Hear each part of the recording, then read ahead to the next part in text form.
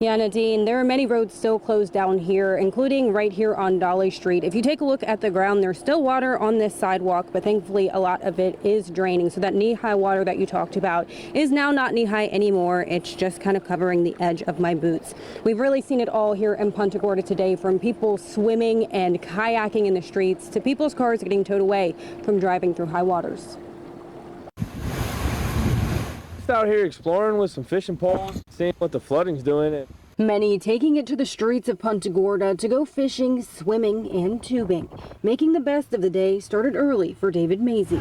My buddies asked me if we wanted to go drive around, try to help some people. Next thing you know, we found a canal and started having some fun. The flooding turning into fun for he and his friends is not quite the case for all in Punta Gorda. We woke up, expected to walk around, looked at the damage around the houses.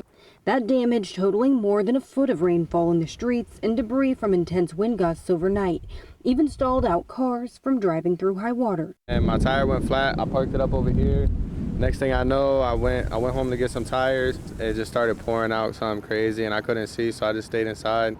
Came back the next morning and this is what happened.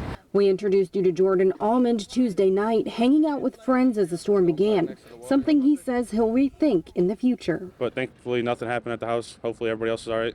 The silver lining as homeowners take on more damage 11 months after Ian is hopefully some movement in the economy. We do air conditioning, so with all the damage all to the houses, I mean, obviously it's terrible, but it does drum up a lot of business for a lot of contractors.